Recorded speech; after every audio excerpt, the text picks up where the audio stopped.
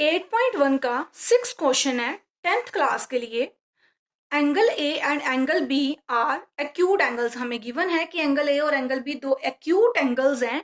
Acute angle actual में वो angles होते हैं जिन जो मतलब एक्चुअली जो लेस देन 90 डिग्री हो, मतलब 90 डिग्री से जो कम एंगल्स होते हैं उनको एक्यूट एंगल्स बोलते हैं। आगे उसने कंडीशन दी है such that cos A cos B के इक्वल है, तो हमें प्रूफ करना है कि एंगल ए एंगल बी के इक्वल होगा। अब एंगल ए और एंगल बी की बात की है क्वेश्चन में, जबकि इन एक्सरसाइज में हमें तीन एंगल्स की जरूरत पड़ रही है, राइट एंगल ट्राइंगल बन रही है और तीन एंगल्स की जरूरत पड़ रही है। एंगल सी की बात यहाँ पे नहीं की गई है। दैट मीन्स हमारा जो थर्ड एंगल है एंगल सी वो 90 डिग्री होएगा। तो मैंने पिक्चर में सामने एंगल सी जो है वो 90 डिग्री ड्रॉ कर दिया हुआ है, ठीक है। अब एंगल ए और एंगल बी की बात की है, तो फर्स्ट ऑफ ऑल तो आप क्वेश्चन में अपने एंगल ए और एंगल बी को कहीं भी लिख दो। एंगल ए और एंगल बी को मैंने कहीं भी लिख दिया है, ठीक है।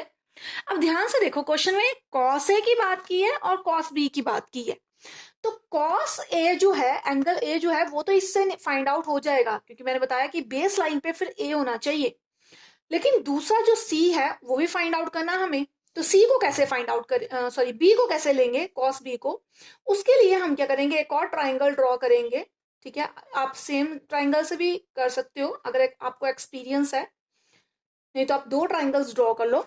उसमें हम क्या करना है, हमने एंगल बी को बेस लाइन में रखना है। एंगल ए उधर आ गया बेस पे और यहाँ पे एंगल ए आ गया, ये एंगल ए आ गया, ये बी आ गया, मतलब कॉस ए के लिए इसको यूज करेंगे और कॉस बी को इस पिक्चर को यूज करेंगे।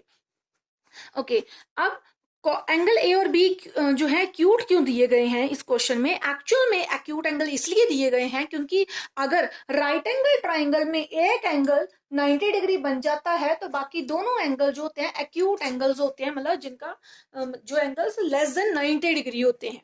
अब हम गिवन कंडीशन जो है वो लिखते हैं।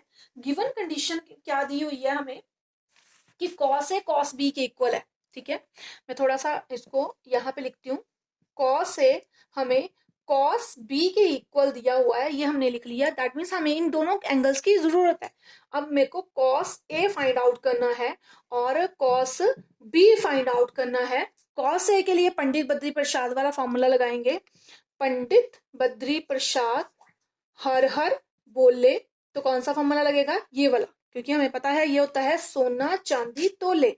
तो कॉस जो है वो आ जाएगा बी अपॉन एच, मतलब base upon hypotenuse, cos base upon hypotenuse. लेकिन दोनों पिक्चर्स को अलग अलग यूज करके हम बेस अलग अलग इसका आएगा। ध्यान से देखो, कॉस ए के लिए हम ये पिक्चर को यूज करेंगे तो यहाँ पे बेस क्या दिया हुआ है, A C, hypotenuse A B. C B वाले एंगल के लिए ये पिक्चर को देखेंगे तो बेस है बी सी एंड हाइपोटेन्यूज है ए बी। हाइपोटेन्यूज दोनों में सेम रहेगा हमारा, तो इस तरह से ये आ गया। अब ये वैल्यू को हम पुट कर देते हैं जो हमें गिवन कंडीशन है दी हुई है। कॉस ए की वैल्यू आ जाएगी A C divided by A B is equal to B C divided by A B. इतना क्लियर है। अगर हम ध्यान से देखें तो ए बी दोनों के डिनोमिनेटर में है और ये कैंसिल हो जाएगा, तो सिंपली हमारे पास आ जाएगा A C is equal to B C, ठीक है। इतना आ जाएगा हमारे पास, इसको ध्यान से देख लो, A C is equal to B C आ गया। अब हमारे पास एक थ्योरम है कि अगर दो, ये देखो पहले पिक्चर में देखो, ए सी ये है और बी सी ये है। एक ट्राइंगल की अगर दो साइड्स इक्वल हैं तो उनके अपोजिट एंगल इक्वल होते हैं। देखो एसी के अपोजिट एंगल कौन सा है, ये वाला। और बीसी के अपोजिट साइड पे देखो, बीसी साइड के अपोजिट एंगल कौन सा है, ये वाला। दैट मीन्स एंगल ए किसके इक्वल हो जाएगा, एंगल बी के। क्लियर। हम थ्योरम भी लिख लेंगे और यहां से सीधा हमारे पास आएगा। पहले एसी का देखो, एसी के अपोजिट एंगल कौन सा आ रहा है, ये एसी है और इसके अपोजिट एंगल आ रहा है एंगल बी। ये हमारे पास बीसी या बीसी के अपोजिट एंगल आ रहा है एंगल ए, तो हम लिख देंगे कि angle B is equal to angle A होता है।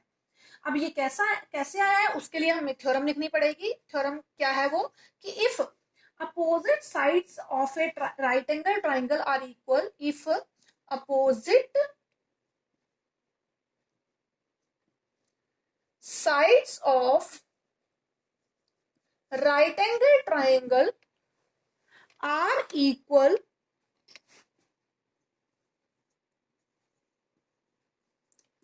then their opposite angles, जो आमने सामने वाले जो एंगल होता है मतलब their opposite angles are also equal। Clear? ठीक है, तो इस तरह से ये सम हमने सॉल्व कर लिया, हमने एंगल ए को एंगल बी के इक्वल प्रूव कर लिया है।